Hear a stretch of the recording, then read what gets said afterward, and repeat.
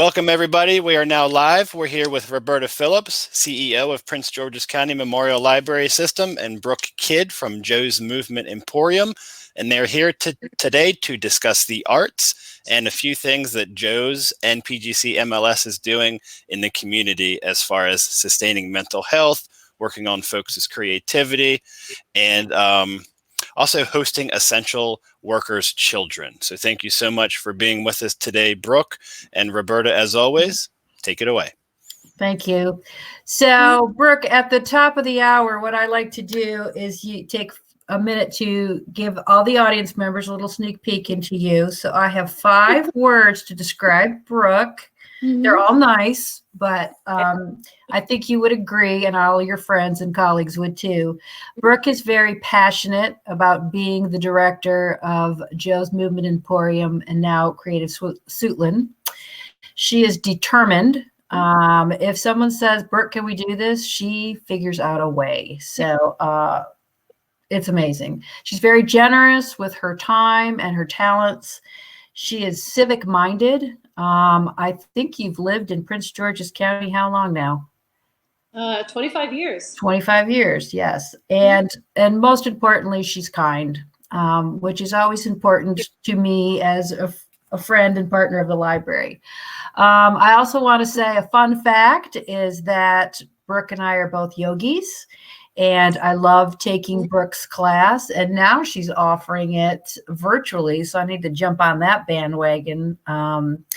And what I'd like to do is just talk about what you do at Joe's and now at Creative Suitland, and what kind of things are you offering for public during your closure? Well, thank you so much for having me on this conversation, Roberta. It's great to see you, and it's so impressive to see what the library system has done to meet us in this moment. It's creative and innovative and inclusive. So thank you. You're welcome.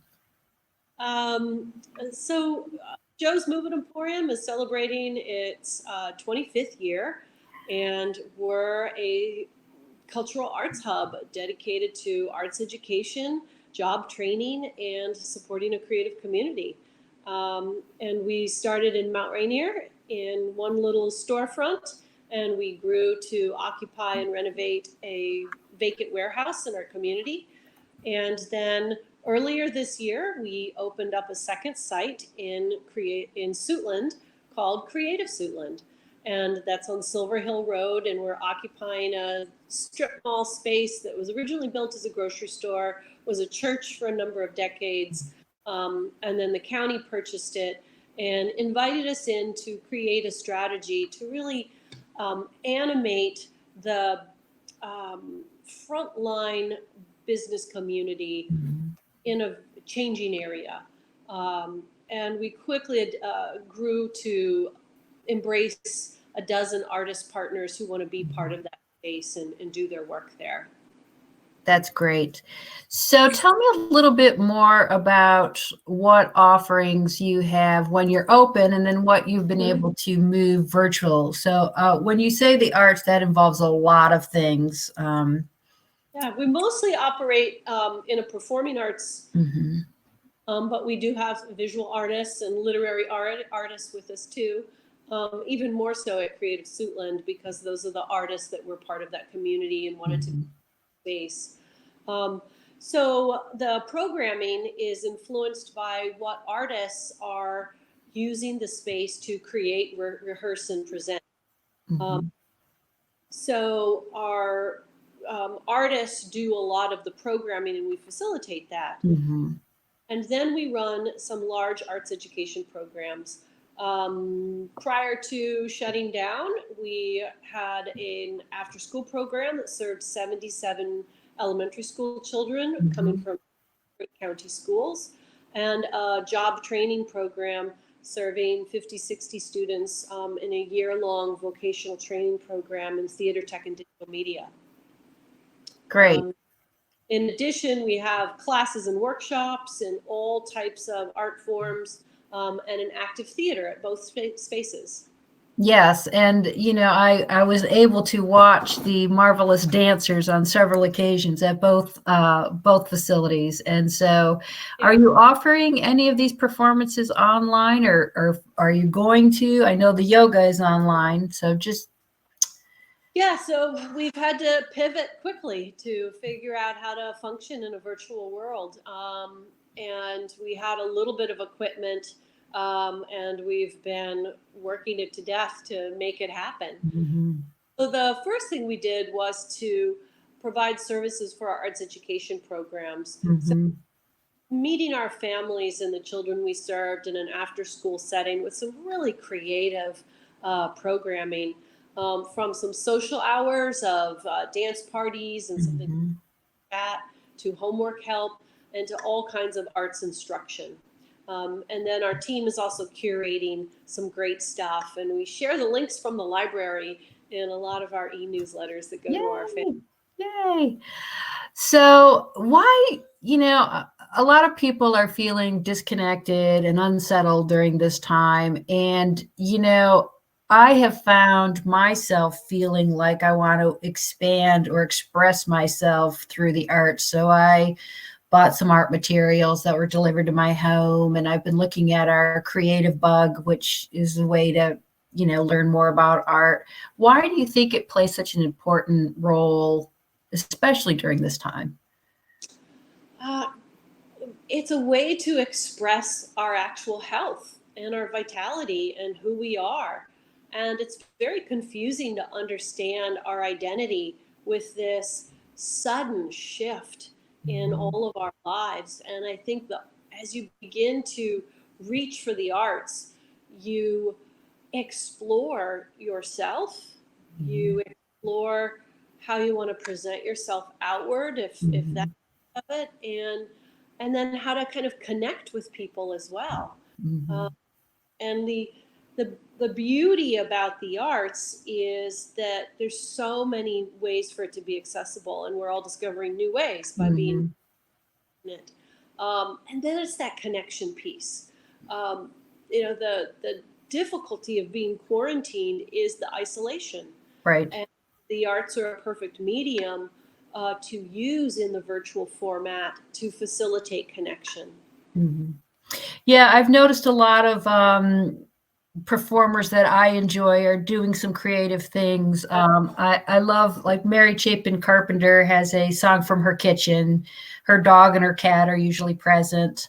I've seen some dance. I've seen Josh Groban singing in a shower, just sitting Yeah. in the stall and singing. And I really feel like there is some connection happening with people through song and the written word and poetry. We had several poetry discussions with our esteemed board member, Hiram LaRue. Uh, Yay. Yay! We both are a big fan of his. And it was really a way for people to also explore arts in a way that maybe they were shy about before. Mhm. Um, how else would you encourage people to kind of look at that exploration? Well, I think one thing that is exciting is getting to see artists that we admire in a very authentic and humble way Mhm. in their homes. And aren't we all looking at the background to see, like, wow, Right. And they're mine living looks so where blank. yeah. I got a mirror And back there. we get to see who they are. Mhm. There's there's no it's not there's no costumes. Mhm. And I think that gives the entryway for all of us to explore our own voice or body Mhm. or writing. Uh, Mhm. and because the example is there, that it becomes kind of like an every Joe can dance moment, which is really, Right. Is that um, where you got your name from? yeah, everybody's a Joe, everybody can dance. Okay. All right. I wasn't sure if that was the origin, but now that you said that, it makes sense. Yeah. And I also think, people show up differently now. And And like you said, it's kind of a stripped down version of the artist. It might not be the lights and the glamour and the hair and makeup and the whole, but it's also to me very wonderful to see the humanity and the humility that comes from performers doing these things. I know there's I don't know if you followed Laura Benedetti. Is that how you say her name? She does the Sunshine songs. So she was a Broadway singer, and she's been asking students who were not able to perform in their class play to perform on this platform. Yeah. And it's just this wonderful montage of students who were like, I practice and I didn't get to be Dorothy from The Wizard of Oz, or I didn't get to be, Elphaba from Wicked. And so here's my song that I would have sang.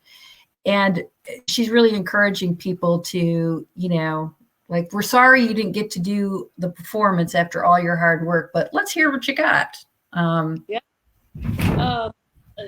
we had a open mic for spoken word and song through the creative Suitland team, especially this phenomenal leader of spoken word and poetry, Patrick Washington, and his group Dialect Prince George's. And the students shared the most incredible poetry and spoken word. I mean, it was just about their experiences of hope and fear and resilience and pain. And it was mind-blowing how quickly they had content to express themselves in this moment and what they're going through. Yeah, and I think the arts help us to really look at those fears in a kind of a new, candid way, because there is so much uncertainty right now, and people are they're afraid, they're nervous, they're overwhelmed, and part of the arts for me is like getting it out. Like whether it's a painting or a song or a poem, it's how do you move out of yourself to express that and help your mental health. Yeah, and I mean it's a healthy habit to develop, and we're all really stressed and anxious. Mm-hmm. Am I going to choose to do some writing or play around with some choreography or get on social media and see the same stream of stuff that I could have captured yesterday? Right. And it's finding a balance. Sure. Yeah.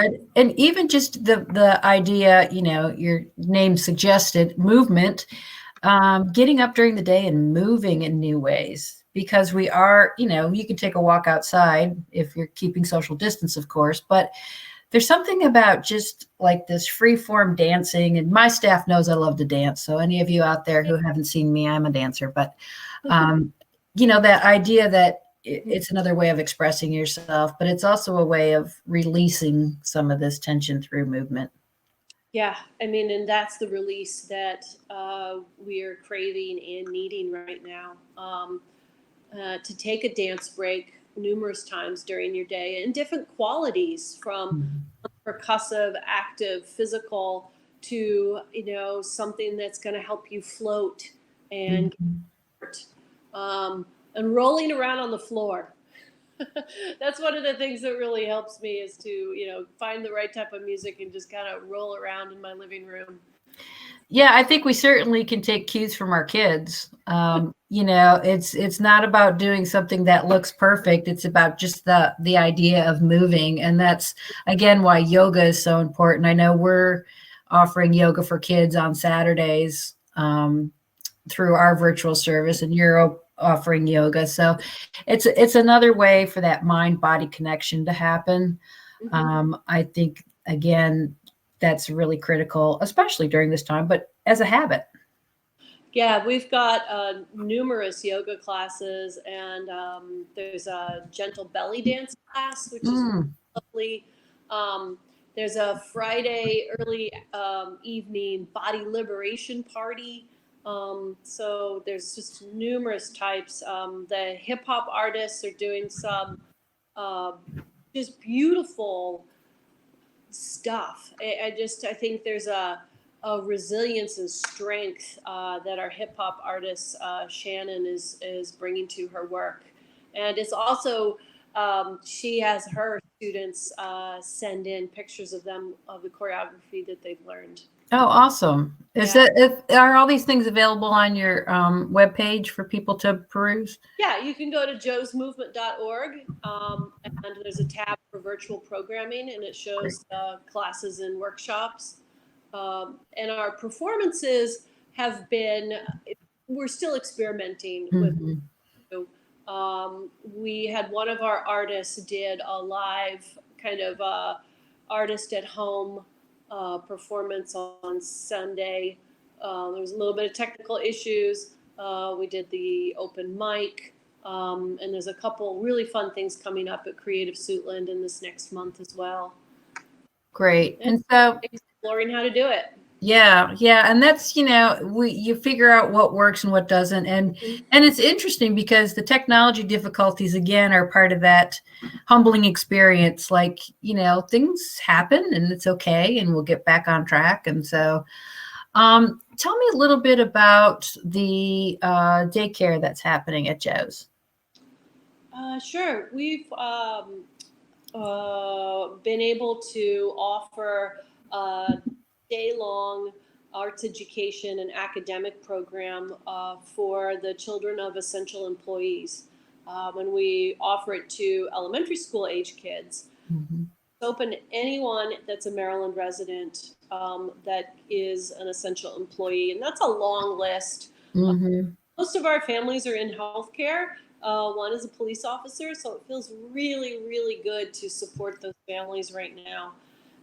It's small groups with a lot of caution on how to have them arrive and everything when they're here. Right. And I noticed you mentioned to me beforehand that you have a doctor on your board. So, Yes, again, we're looking to the experts to tell us what's safe and what's not safe as we move forward. And there were good guidelines from the state. Absolutely. For this. And the county.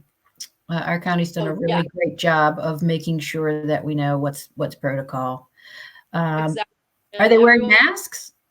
Oh, yes. Okay. Yeah. Okay. We have some visual artists and crafters that have made us quite a lot of masks. So the kids have really fun, creative masks. Oh, that's great. Staff.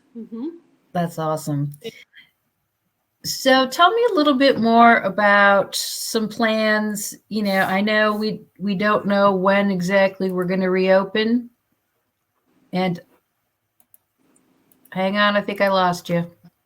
Nope, I'm here. Okay, well, I can hear you, but I can't see you. So let me see what I did here to my screen. Remember, we were just talking about that. There we go. So tell me a little bit more about the collaboration between the county and your organization in opening Creative Suitland, and what you hope to have happen. I mean, it was brand new before this whole pandemic closed it. So I don't know if you got really enough of a footing, but I think a lot of people don't know about it. So I'd be interested to know. Bless you. Yes. Almost did. Thank you. We are, it was so hard to shut that down after we just opened it, like within a month. Grand opening with Creative Suitland Arts Center the weekend of February 14th and 15th.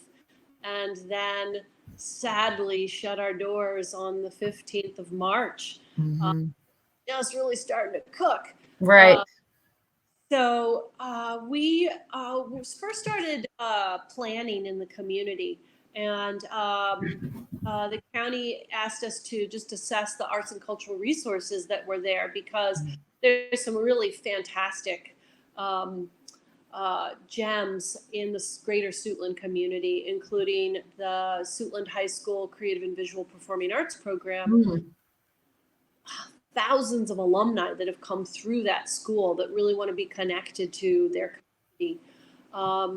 And we discovered what people wanted, programs, what artists wanted and needed to be able to support their work, what schools desired to connect to those artists. And we listened, did focus groups, and kind of delivered a report of what we thought.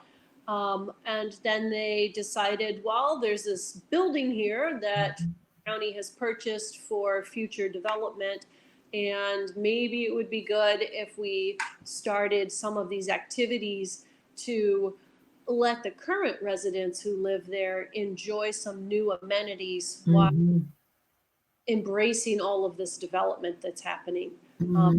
Large scale, multi development properties happening that will have 1,000 units of housing. Wow. So it was exciting to continue to to transition the planning into programming, and just work with some incredible community leaders and get their input.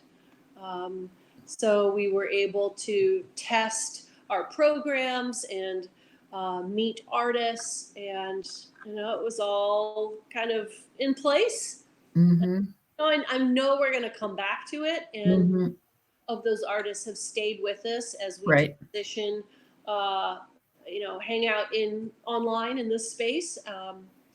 And we were just meeting this morning about how to start the planning process up again in kind of quarterly increments, and where we'll go with the programs there and our artist friends.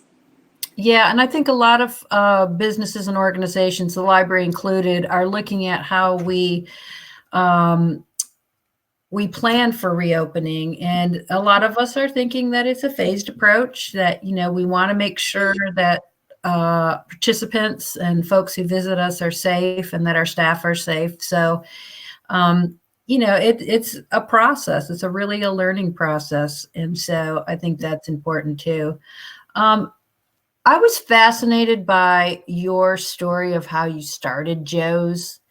And can you give us a little background on how, I know you're civic minded, but how did you all of a sudden say, this is my home, I'm going to get involved in the community? Because I think there's a lot of people who want to get more involved in their communities and want to have that passion for where they live. And so how did that kind of transpire? Well, we were 5 artists, 5 choreographers that needed space to rehearse. And I had started the nonprofit structure a couple years prior to kind of unite all the contracts I had with teaching and producing other events. And so we pooled our money so we could have a rehearsal space and a place to teach and begin to offer some programs. And so we quickly realized we needed to get out and meet this community, because none of us were from Mount Rainier. And we were met by very welcoming and curious people, as well as an artist community that was already here. The team was fairly small, but it was very present.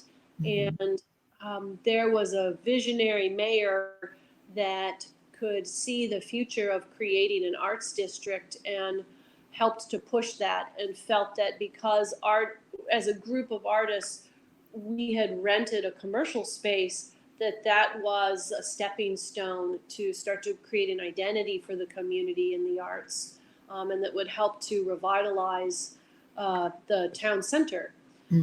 And so literally we had our local leadership really kind of poking us to say, how do you want to be involved? Could you be involved? What could you do?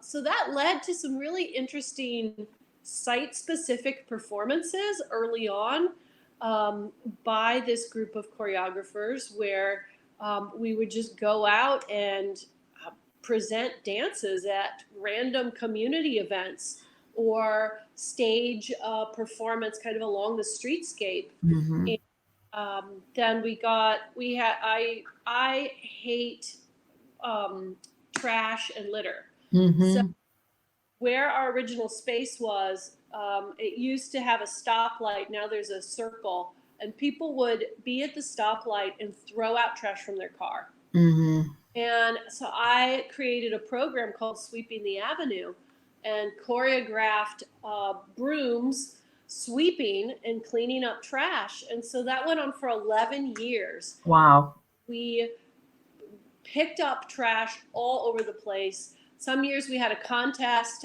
Every bag of trash turned in, you'd get $1. Just different kind of ways to excite people about it.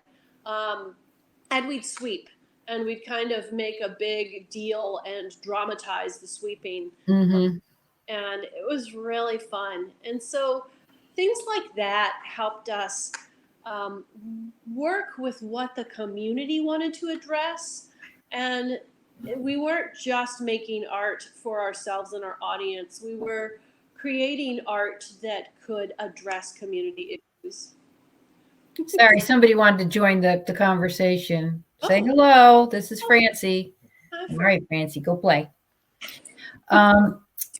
Yeah, and I think that's really how community conversations and community activism starts, is a small group of people that start talking and say, hey, we can do this. Mm-hmm. And I'm really excited. I used to live right near Joe's, and I miss that terribly, because we do have a pollution problem of people dumping things in Brandywine, especially on Accokeek Road, that Oh, wow.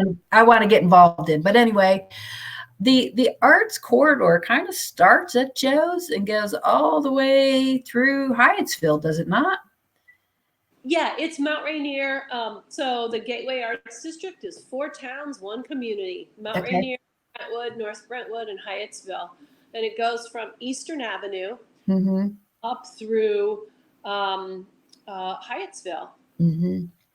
And so, kind of taking our cues from that, when we started looking at the renovation, the actual new building that's going to be our library in Hyattsville, That's beautiful.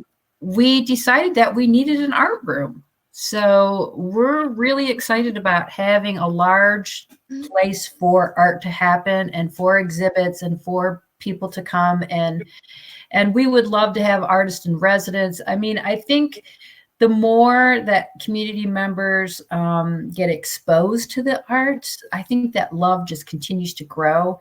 And as you said, we have so many prominent artists in that district that, I mean, there is no lack of resources in that area. So, in fact, I even lived in a building that had art studios at the bottom of it. So there is definitely a dedication in that area to the arts. Yeah, and the rest of the county has been finding ways to invest in every because they want the arts too. And the Suitland community wanted the arts. And so it's been so exciting to share our models. And I think it's an all ships rise moment where the work we've done in the Gateway Arts District sets a precedence of how, when artists are in commercial spaces, they actually create a very authentic foot traffic. They are wonderful stewards of the changing landscape of communities, because we're losing our brick and mortar stores. We're losing our restaurants. The pandemic is going to have a huge impact on a lot of commercial space occupancy and a year from now. And if you put the arts in those spaces, they can generate an economy that I think is very resilient. Mm-hmm. And you and I have thought of that too. So we have a partnership, Brooke and I, with the city of Mount Rainier. And we recently reopened, again, like Creative Suitland, we finally reopened Mount Rainier, and then we had to close it. But will you tell the folks about what's happening behind the scenes right now with the arts and that building, the library? Sure. This has been a long-term project of having a mural painted inside the Mount Rainier Library, which is one of the few remaining kind of community libraries. Mhm. And so that's in our town center, right next to City Hall. And we held a competitive process to have artists envision a mural that could Mhm. be in the library that was appropriate for the space, appropriate for the community and the visitors. And so we chose the amazing Che Love, who actually is a Hyattsville native and went to Northwestern High School. And she's just been a phenomenal national level muralist. Mhm. So she is taking the feedback from our committee and producing an updated design, which will then go back to the selection committee and the city council for final approval. And hopefully next month she'll come in and execute the mural. So that's really going to be something to look forward to when we reopen Mount Rainier. And the library is also dedicated to having public art in each of our locations. And Great. we work with the Arts Commission to make sure that there is something prominent that's really makes a statement and is unique to that community and feels appropriate for that particular community and the branch. And so we're looking forward to that happening at Hyattsville as well. And Bladensburg, which is a close neighbor of yours, is getting ready to be torn down soon. And a 2-story beautiful building will be in its place. And we know it's a historic site, and we also know that there's again that plethora of artists to choose from in that area. So we're excited about what that public art piece might be as well. And again, I think the importance of having the public art is, I keep coming back to the word humanity. It's a human expression. It's something that we want to have in our spaces that moves people, that makes them feel alive, or that comforts them, or that resonates with them in some way because it connects to the community or it connects to their experiences. Mm-hmm. And I think that's really important when we look at any public art, but just art in general, is the connection that we get from it. Much like the written word, which is an art form, there's so many stories to be told, and those stories come out in so many different ways through visual medium, dance, novels, books, poetry, etc. Yeah. So I don't see any questions. I would love to see if there's any questions for Brooke and I during this period. I see one of our friends, Kyla, is back. She is, I think she just hangs out at the library virtual site all day long. I know she does some other work, but pretty much, she says. I think Kyla, are you going to be on the storytelling circle event tonight too? Joe's has a regular storytelling event, and she's been a big part of that. She says, I sure am looking forward to it. Also, Wanda Brooke is awesome and such a jewel here in Prince George's County. Oh, thank you, Wanda. And Wanda, we're really excited about the art room at the library too, and really getting some just top-notch programming in there for all ages. I think it's going to be a real gem. Are there tap classes, Brooke? Yes. At Creative Suitland, there's a tap class. Jamie Sutton is about to she has her classes online already. So if you go to creativesuitland.org, you can check out what she's doing or follow on social media. Samantha says, hi, Brooke, you're awesome. Thank you. So someone asked about what is that again? I'm going to type it in. At Creative Suitland and creativesuitland.org. Excellent. Mm-hmm. And could you also put Joe's in there too while we're at it? Sure. So our social media is at Joe's Movement, and then it's joesmovement.org for our website. Excellent. Excellent. It's really interesting too that we have found that for the library, as we've gone virtual, that our adult art programs and our adult creative programs have really surged. And, there's this perception too, when you're an adult, when you're a kid, you just draw and you're like, isn't my picture great? But when you're an adult and you do something new, there's this self-judgment and there's this, it's not going to be good enough. I don't want to show anybody. I don't want to share it. So as an artist yourself, Brooke, what are, how do you get people to start thinking differently about that? You are never too old to be an artist or too young. And everybody actually wants to be, they want to claim that role of artist. And it's available for all of us. And, there's no required amount of training. Training gives you a lot. Mm-hmm. But I often share with families that come here that say, being part of dance education is just great human development. It doesn't mean that your child will become a professional dancer.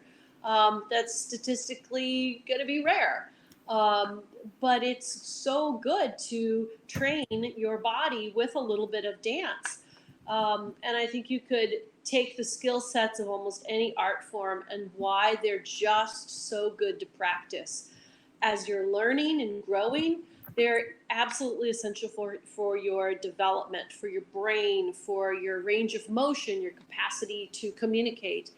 As we're in our adult years, it is essential for managing stress and anxiety, to help us through the ups and downs of our lives, Mm-hmm.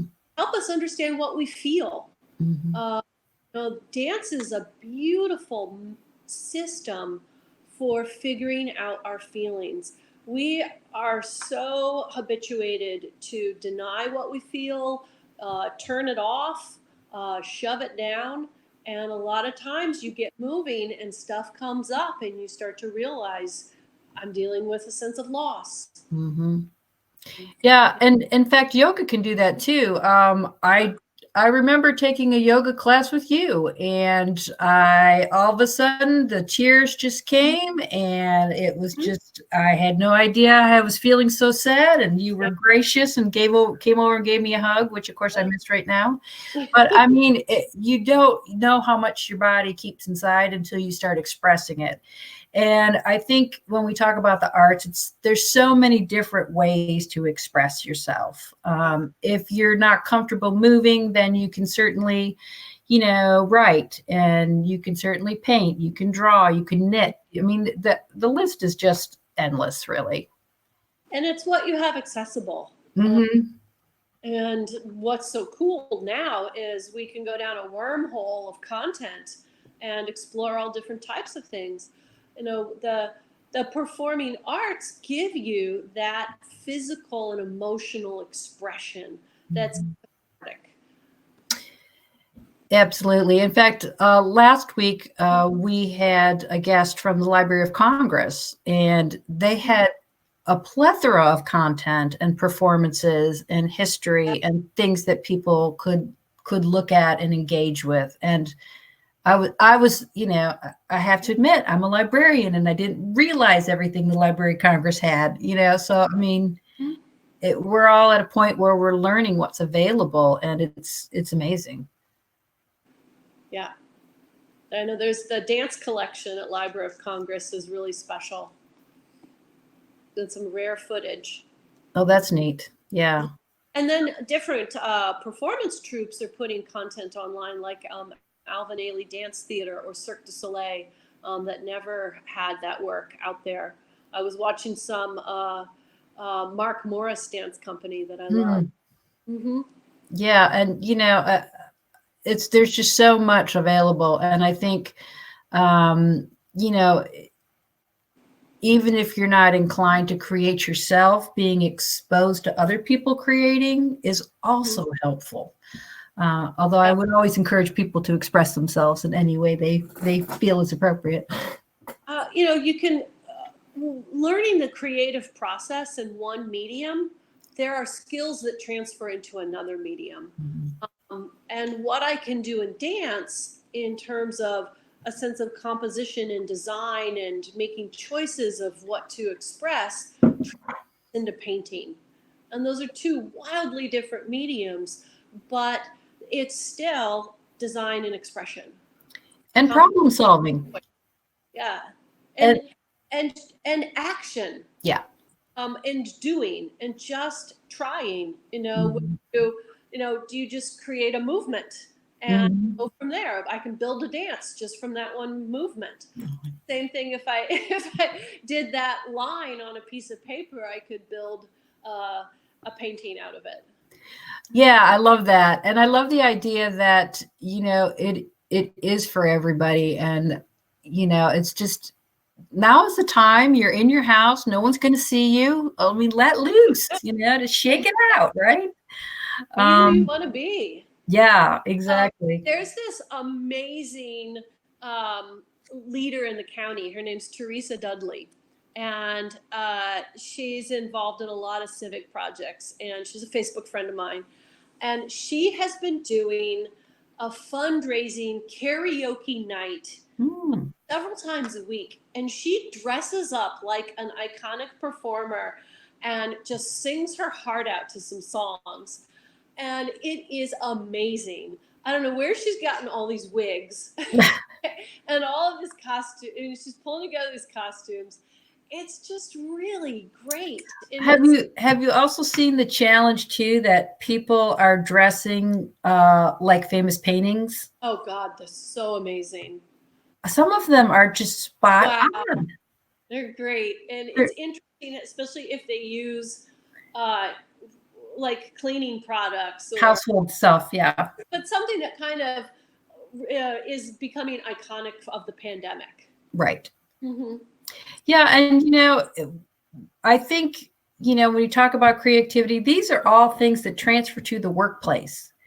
So I know we have a lot of friends probably listening who have been furloughed or laid off, and these creative outlets that you're working on now during this time, they are so important to employers. When you hire somebody, you want somebody who can collaborate, who can critically think, who can create, who can be connected. I mean, those are all skill sets that are so important in our workplace. Yeah, and experiment. There can be some inertia to make some choices at times for work projects. And when you do the creative process over and over, that helps you get unstuck. It helps give you tools to create scenarios or different points of view in a proposal. And it certainly makes you a better communicator. And we have to keep up the skills of diction and public speaking. Even in a virtual format, you have to kind of pull upon an inner performer level to get Yeah. And what's difficult is that we can't see the audience. So that's why I really appreciate the comments. Deborah says, thank you for stressing the importance of creating and moving. Joe sent a beautiful response to a message, thank you, that I sent for Brooke's Yoga Zoom session.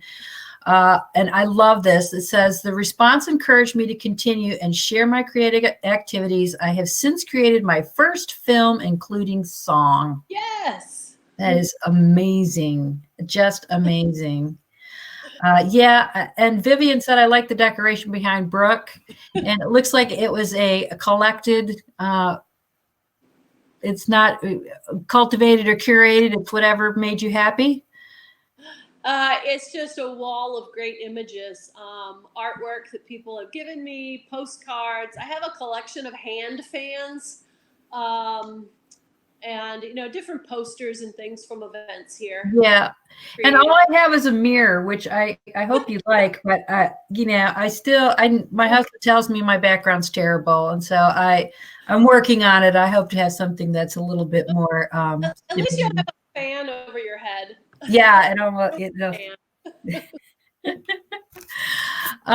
So we've got about 10 minutes left. Is there anything else that people are interested in knowing about Brooke and Joe's and Creative Suitland or the library's offerings? We will be happy to answer any questions. We have a kind of a virtual menu every day at the library website. Many of the programs you will see if you open the calendar are curated by our staff. And now we can say curated and produced.